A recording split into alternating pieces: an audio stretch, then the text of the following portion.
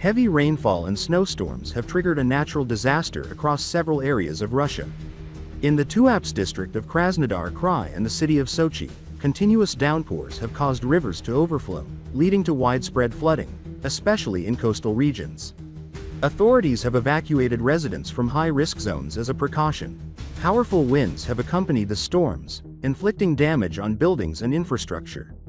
3 settlements have been submerged due to rising river levels, prompting the deployment of emergency rescue teams. Officials caution that severe weather, including rain and storms, is expected to continue throughout the Krasnodar region. In Voronezh Oblast, torrential rains have inundated city streets, bringing transportation to a halt. The city of Kazan, capital of the Republic of Tatarstan, is also grappling with flooding following sustained heavy rain. По воскресенье, спасение человека. Спасаем с моста.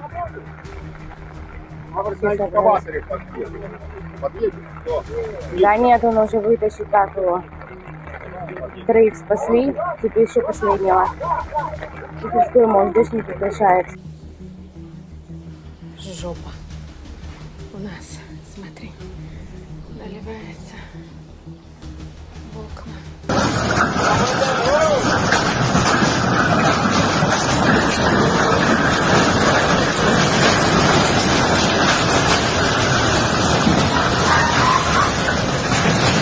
Ох, ебануться! Отойди, отойди!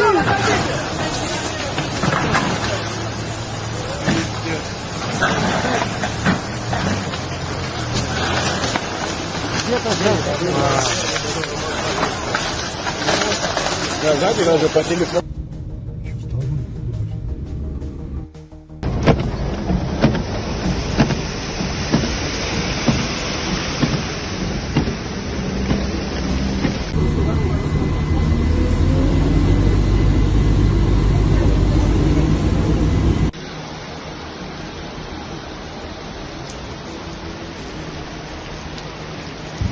Это чувак по дороге идет. Охренеть.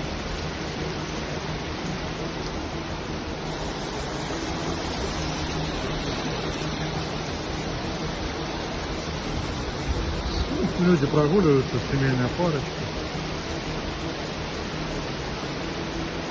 2 лодки смыло.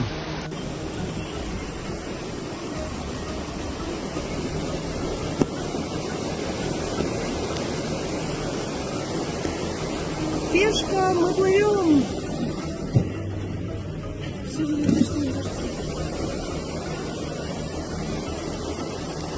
А дождик всего 20 минут. Где наш губернатор или моя?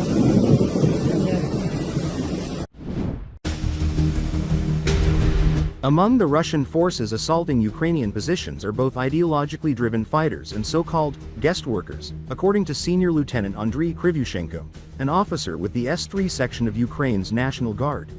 Rubesh, Brigades, Svoboda, Battalion. He made these remarks during an interview with Army TV. "I'm honestly puzzled by their motivation. I don't understand what drives an individual soldier to keep pushing forward to storm a position," Krivyushenko said. "We're not talking about some kind of super soldier like Arnold Schwarzenegger, it's just regular people. Often, it's someone who was a clerk before, or a former prisoner now fighting on a contract. It's hard to call them professionals, yet they go. You'll see 3 to 5 motorcycles coming at you. 4 get destroyed right in front of the last guy, and yet he still continues toward the drop-off point, as if hoping for success. It's baffling, but it's happening." He also noted that intercepted communications and battlefield behavior suggest the use of barrier troops by Russian forces. There have been multiple intercepts stating that anyone who returns from the front uninjured is to be shot. Captured fighters have confirmed that this kind of threat is not unusual. Maybe that's their form of motivation, Krivyushenko added. However, he emphasized that many Russians are participating in the war primarily for financial reasons.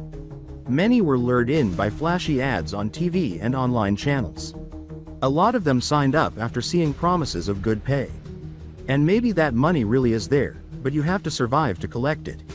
And on the front line, they're dying like flies, he said.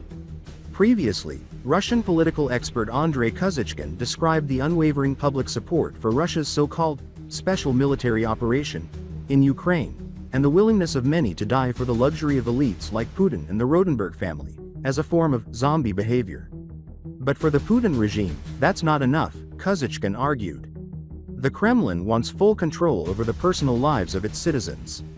That's why it invests heavily in managing domestic affairs, pushing laws and policies that eliminate any room for freedom or alternatives, ultimately paralyzing the Russian people's will.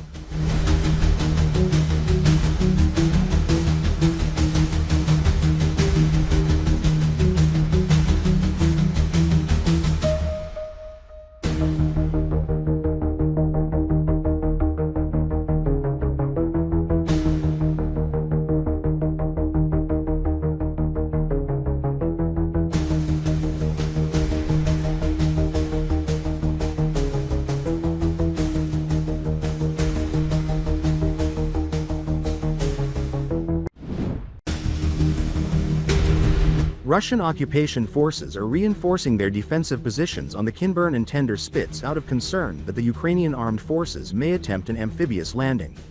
This was reported live by Vladislav Voloshin, a spokesperson for Ukraine's Operational Command, South, during a broadcast on Rannik, Live.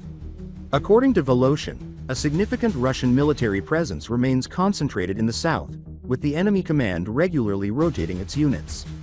For instance, Russian paratroopers were recently deployed to the Tender Spit, replacing the Don Assault Brigade. Russia has increased artillery deployments on the Spits and installed anti-tank systems to counter potential landings and strike at our boats and equipment as they approach. They are genuinely fearful that we will secure these footholds, so they are steadily increasing troop numbers in the area, he said. Simultaneously, Russian forces are strengthening their defensive lines along the entire left bank of the Dnipro River. Similar fortification efforts are being observed near the settlements of Oleshki and Ola Pristan. Voloshin previously reported that in addition to fortifying positions, the occupiers are also deploying trained saboteurs closer to Ukrainian lines in an attempt to infiltrate and seize territory. On July 25, for example, a Russian sabotage and reconnaissance group attempted to breach Ukrainian positions in the settlement of Stepnohursk. This is part of a new tactic, Voloshin explained. Saboteurs try to quietly infiltrate a populated area, one that hasn't yet been destroyed by shelling, take up positions, establish control over supply routes, and use that to hold the location. According to him, this is exactly how Russian forces tried to gain a foothold in southern Stepnohursk, which includes apartment buildings, private homes, and surviving basements, offering many hiding places. Voloshin noted that these operations are carried out by highly trained Russian special forces equipped with advanced gear, including thermal camouflage cloaks.